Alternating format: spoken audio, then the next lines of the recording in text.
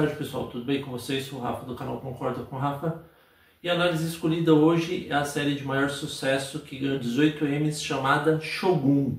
Shogun é uma série de 2024, ela tem da FX ou na Hulu, tem em torno de 10 episódios, uma nota muito boa no IMDb. Ela tem 8.6 de 10 no IMDb. Antes de eu começar a análise e falar depois o que eu gostei e o que eu não gostei, se você gostou do vídeo, pessoal, dá um joinha para fortalecer o canal. Não se esqueça de seguir o @Concorda com o Rafa no Facebook, tá? Então vamos lá falar dessa série aí, que é uma das mais hypadas do momento. Eu demorei para fazer análise porque eu estava fazendo outras análises. E também, como que eu gosto muito da cultura oriental, eu queria fazer uma análise bem legal. Então vamos lá, a história começa com John Blackthorne, que ele está num navio. E o navio dele, acidentalmente, acaba caindo no Japão. E aí, pessoal, o problema é que ele não fala o japonês. E aí o que acontece? Ele tem o navio tomado e todas as coisas confiscadas. E aí, pessoal, o que acontece? Como passou aquela época que os samurais foram extintos, e aí eles se transformaram em Ronin e tudo mais. Eu tô falando isso aí, pessoal, porque é importante para falar. E aí o Blackthorne começa a falar com um dos tradutores, que é um dos pescadores, e ele fala que ele quer saber onde estão os homens dele. Aí ele fala assim, seus homens estão bem. Aí chega o Toranaga e fala, não mata esse cara aqui não, leva ele lá pro meu palácio que eu vou cuidar dele. E aí, pessoal, quando ele chega lá, a oposição cai matando, fala, mano, quem você pensa que é para você colocar um forasteiro aqui? Aí o conselho, como que é a cabeça já do Toranaga, ele fala pra... o que, pessoal? Ele fala pra matar o John Blackthorne. E aí o Toranaga não tem escolha. Só que tem um grande que da questão, tem um tal de um cara chamado Yabushiji. Yabushiji é quem, pessoal? Yabushiji é um cara que foi salvo pelo Ishido, que é o cara do novo castelo. E aí ele tem uma dívida com ele. Com essa dívida, ele quer que fique no encalço do Toranaga. E aí, como que ele joga dos dois lados, e o Toranaga já está sabendo que ele joga para os dois lados, mas vai testando a confiança dele, o que ele faz, pessoal? Vai testando a confiança dele. E aí o John Blackthorne, que se torna forasteiro, e depois um outro nome, é salvo pelo Yabushiji, que ele ia ser morto. Depois que ele é salvo, pessoal, a gente descobre que o Toranaga começa a usar o forasteiro a seu favor. Ele coloca a Mariko, que é muito bem casada com o tal Buntaro, que é um grande samurai, um ótimo espadachim, um ótimo guerreiro.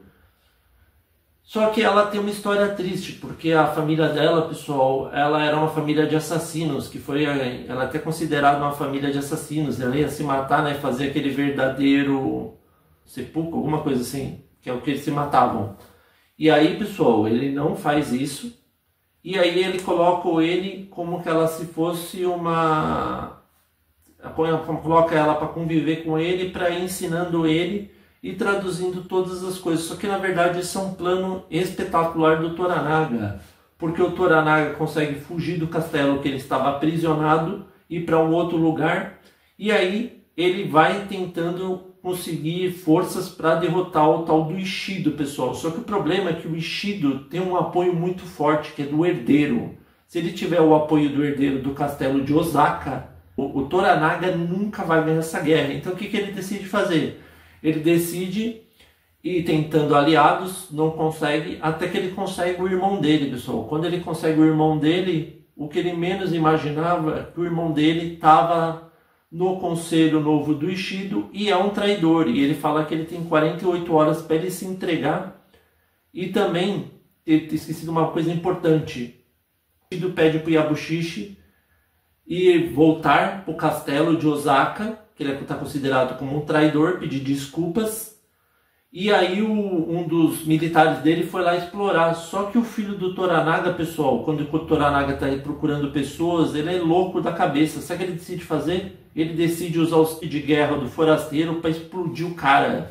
E aí todo mundo sabe, e é por isso que vem o irmão do Toranaga trair ele, que desculpa, eu vou ver o nome dele rapidinho. Do Saeki, pessoal. Aí o Saeki começa a menosprezar o Toranaga, e aí ele revela que ele tem 48 horas para ele entregar e fazer com que o filho do Toranaga cometa seppuku. E aí o Toranaga não aceita isso, fica bravo, E aí ele fala, vou me entregar. Só que no meio tempo, pessoal, o tal do filho dele, o Toranaga, o Nagakado, decide confrontar o tio, faz uma cilada e vai matar. E aí quando ele vai dar uma espada para matar ele, pessoal, olha o azar. O moleque escorrega, bate a cabeça na pedra e morre. Só que com isso, pessoal, o Toranaga é tão sortudo que ele tem 40 e poucos dias para ele se entregar devido ao falecimento do filho dele. Então ele tem um tempo enorme.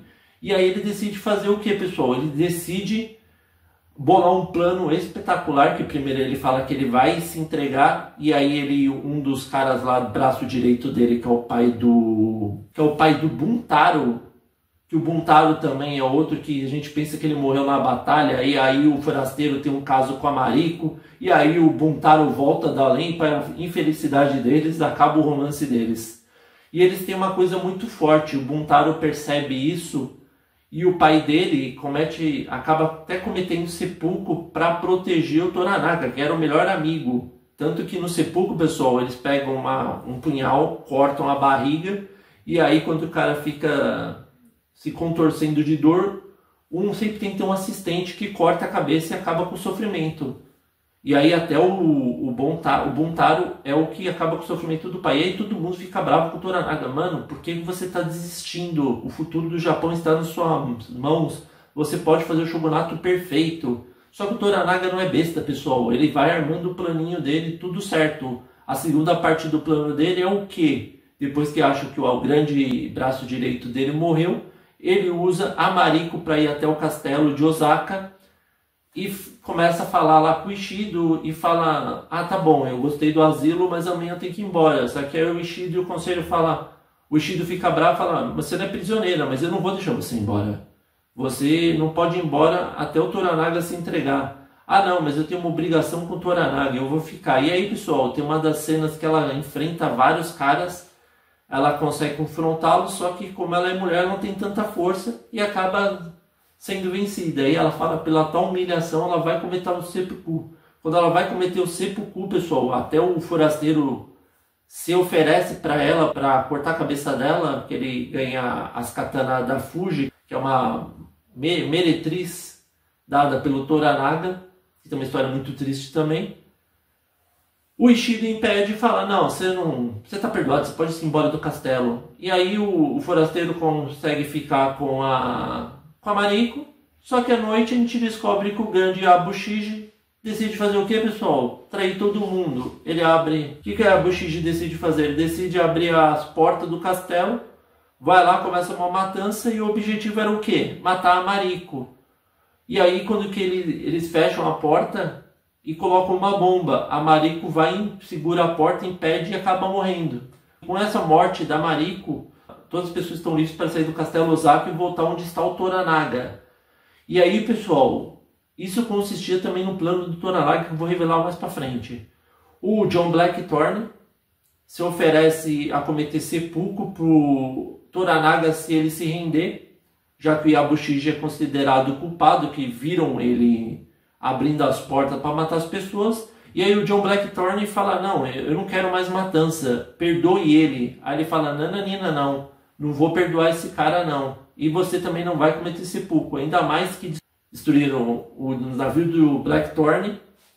E aí, pessoal, ele só conseguiu sair com isso com vida porque a Mariko, antes de morrer, fez um trato com os portugueses em livrar a alma do Blackthorne em torno do sacrifício da Mariko.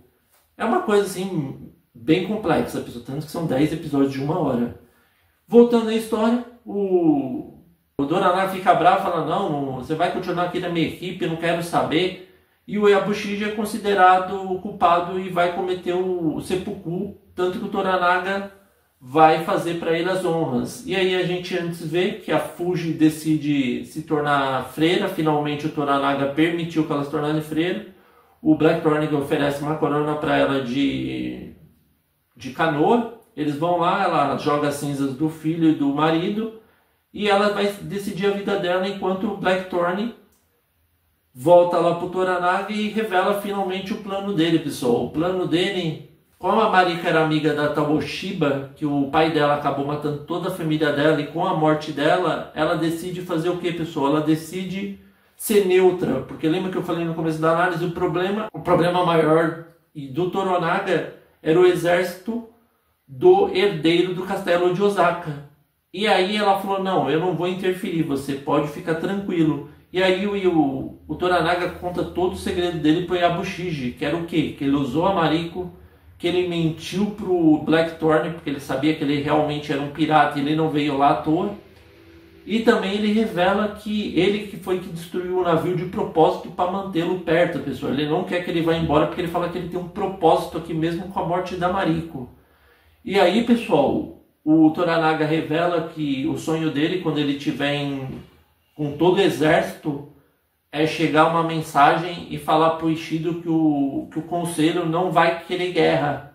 E assim a gente vê que, mesmo ele sacrificando poucas pessoas, o Toranaga foi um gênio e fez isso com o intuito de ele vencer a guerra sem precisar lutar. Então essa é a ideia do Shogun, pessoal. Então tem segunda e terceira temporada confirmada.